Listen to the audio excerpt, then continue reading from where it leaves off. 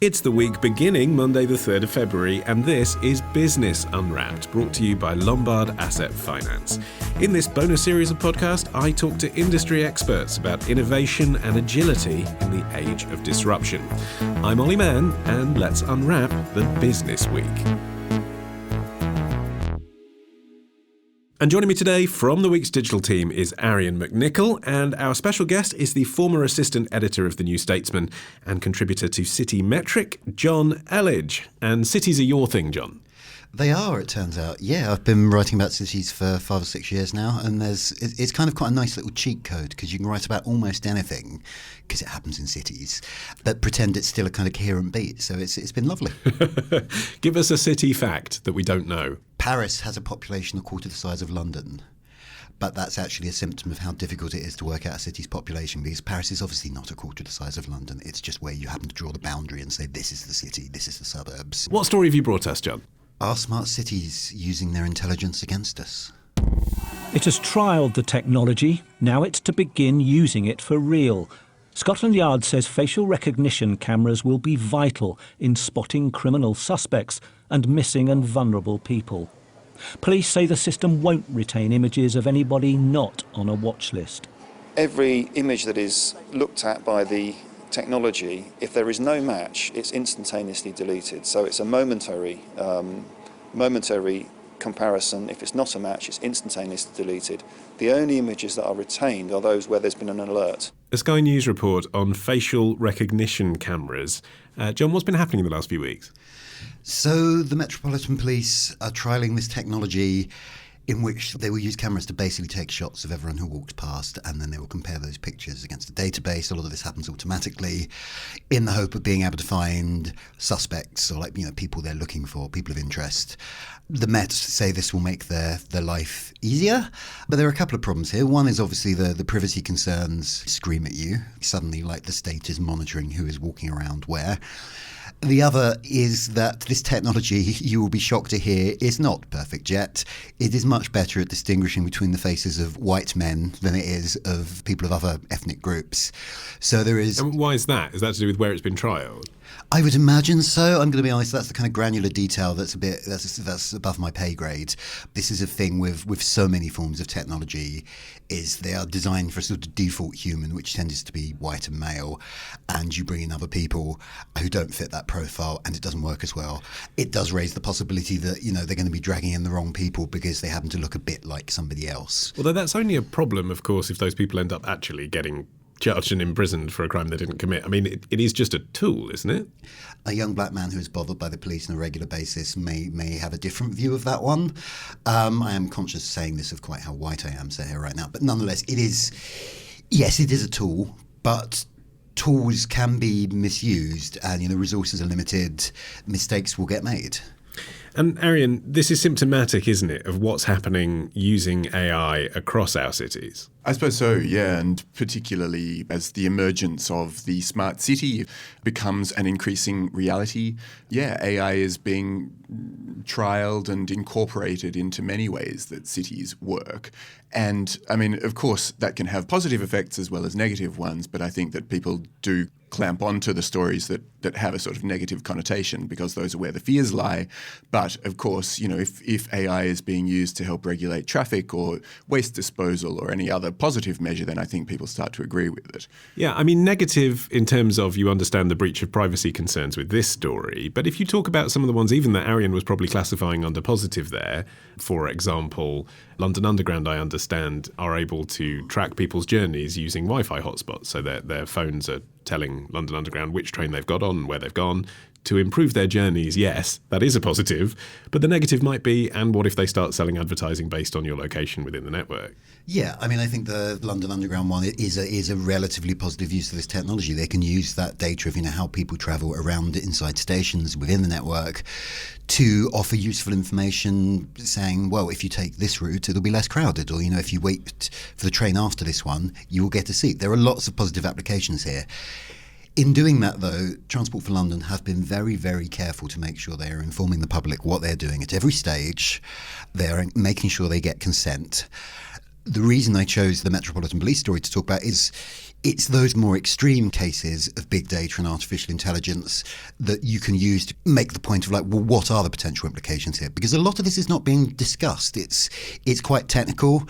It's not, frankly, always the most interesting thing we could be talking about, but it is potentially a massive change in the relationship between the general public, the private sector, and the state. And that is, at the heart of the whole smart city agenda. To what extent is that something that will improve quality of life? To what extent is that sort of a slightly Orwellian nightmare that we should be pushing back against? And is it just sort of marketing that these things are often sold to us as kind of frictionless ways of engaging with technology? Or is that a fair point? I mean, I now look at my phone and it opens. I don't have to put in my code. That does save me valuable seconds, but now Apple know exactly what my face looks like in hundreds of different positions. I went to Yinchuan a couple of years ago to attend a Smart Cities conference, and one of the technologies that they're introducing there is facial recognition so that you can pay to go on the bus just by getting on the bus. You don't need to swipe anything. You don't need to get your phone out. Apart from the fact that the city is a really weird place and they've built this massive metropolis for millions of people and they haven't yet inhabited it with any of those people. It's a weird thing to think about those technologies once they do get underway because, as you say, in giving away a certain amount of your data for purposes that are non-nefarious, you can then imagine them being picked up and used in ways that you may not agree with. And that's, I suppose, where John's point that began this segment kind of comes in. That if the cops know what your face looks like and they're tracking your movements everywhere, that may be something that people start to think of as Orwellian or quasi-Orwellian. So who should be thinking about this stuff, John, who isn't? I mean, in the same way that we all signed up to Facebook 10, 12 years ago because, say, hey, great, I can kind of find out what all those guys I was at school with are up to these days and which of them have had very ugly children. It was that kind of use case for us was just, this is a fun thing we can do. And now, roll the clock on and Facebook is a major political actor in terms, it is probably influencing elections, not necessarily consciously, but possibly consciously. And it certainly is, even if it's accidental. And all of that has happened without discussion. Now we are kind of seeing these same kind of technologies moving out of the virtual space and into the real world in which we live. That potentially has implications for everyone, I think. If you look at some of the cities that have introduced smart technologies, which initially were kind of involved in this loosening of regulations. A lot of cities loosened their regulations and created these almost living labs, these live SimCity-like experiences where they could test new tech. But if you look at some of the real-world examples, like Toronto, for instance, where Justin Trudeau several years ago made these announcements about this partnership with an Alphabet subsidiary called Sidewalk Labs, which is sort of, the Google equivalent, but of town planning. And at the time there was this excitement about this 12-acre piece of waterfront being handed over to a Google company. But in the intervening years after the Cambridge Analytica scandal broke, I think that people are more conscious about how their data is being used and concerned about the idea of handing over to these big tech companies who, like Facebook, perhaps people trusted in the early days, but now feel a bit more uncomfortable about. Also, Sidewalk Labs in Toronto is an interesting case of this stuff because it was also essentially the privatisation of a huge chunk of public space, which is another trend we've seen in cities, especially in London, over the last couple of decades. What are the benefits of it, though? So, I mean, is it things like, I'm riffing here, but I imagine, smart bins, so when they're full, they know to come and empty them. Is it stuff as mundane as that? It is, yeah. I mean, one of the problems with talking about smart cities is it is kind of this sort of box in which you get lots and lots of different things. So some of the things that get counted as smart cities is just like using better communication systems between members of the public and their council, making sure that you can sign up to pay your council tax online or whatever. That will sometimes be seen as a smart technology. Being able to turn out the light on a fire escape that isn't being used. Yeah. I mean, it's not actually sexy stuff, is it? Yeah, or monitoring, you can see someone coming, so you turn the streetlights on. But if there's nobody in the area, you can keep the streetlights off, save energy. It's that kind of stuff where there are genuinely ways it can be used to improve quality of life and the interaction between people and the environment. The difficulty is, because we don't really have a framework for doing this stuff, there is this kind of mission creep where suddenly these state organisations like the Metropolitan Police will have huge amounts of data on the general public, as will corporate interests. Potentially an opportunity for business, though. Definitely. And if you look at Sidewalk Labs again, and I don't think we should just be picking on them, but because there are masses of companies who are involved in this, but they promised that they would be building cities from the internet up, or rebuilding cities from the internet up. In Toronto, they quite quickly started to levy what amounted to their own taxes, which was another reason why people started to feel, and councils in particular started to feel, as though maybe this was that kind of mission creep of an overextension of what the original idea of why they were brought in actually was. Yeah, there's potentially a sort of democratic deficit there where suddenly you have a major corporation acting effectively as a municipal government. The other thing I think it's worth thinking about here is last year I went to see a smart cities project on the outskirts of Helsinki in the old Docklands over there. And it's, why are they always at the waterfront? Oh, no, well, no. I mean, this actually, there is a reason for this, which is that those areas tend to be derelict and therefore they're major redevelopment spaces. And if you're building in these kind of technologies, it is much easier if you're doing it from the ground up. So one of the very clever things they've done in Helsinki is all the sort of waste disposal systems go to a central point. So you kind of put your recycling in a bin, it rushes through a system of tubes, ends up at a central point. So the rubbish van only has to come into the city at one point, collect everything and go again. It's taken these big dirty vehicles off the roads. That is a fantastic use of technology to improve quality of life in the city.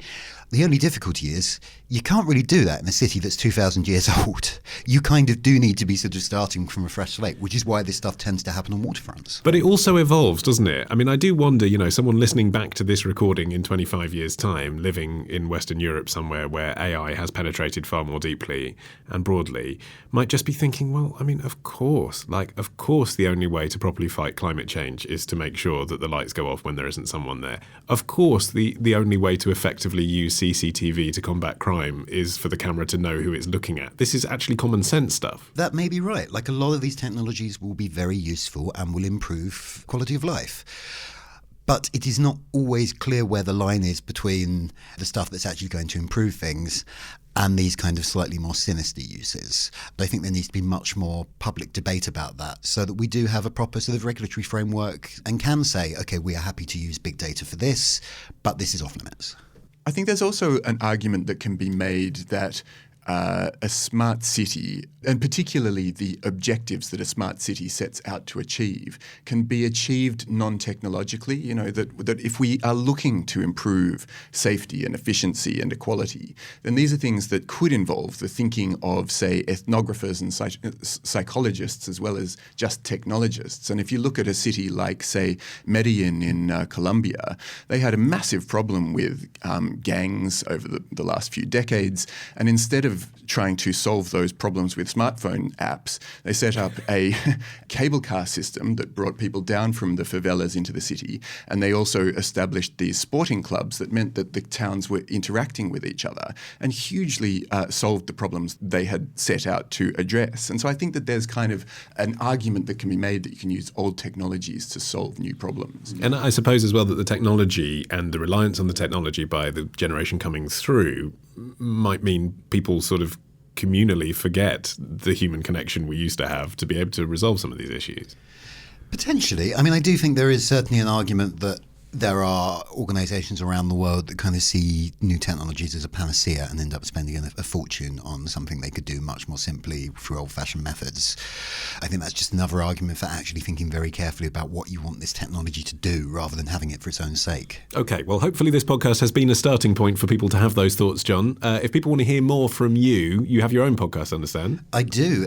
Skylines, the Citymetric podcast, has been running for a ridiculously long time now. We've done 140 episodes, and on that we look at issues like these. We talk about transport systems, architecture, and we have long arguments about the tube. Good. It's that kind of show. More power to your elbow. Well, thank you for coming in, Jonn Elledge, and to Arion McNicoll as well. And thank you to our sponsor, Lombard, which provides forward-looking finance and expertise to British businesses planning for a prosperous future. For more from our series about agility and innovation in the age of disruption, visit theweek.co.uk/disruption. Business Unwrapped will be back in a fortnight's time. In the meantime, do subscribe to our weekly show, The Week Unwrapped, on your podcast app of choice. And these bonus episodes will drop into your feed as well, like stardust. I've been Olly Mann. The music is by Tom Morby. The producer, Sarah Miles at Rethink Audio. Until next time, bye-bye.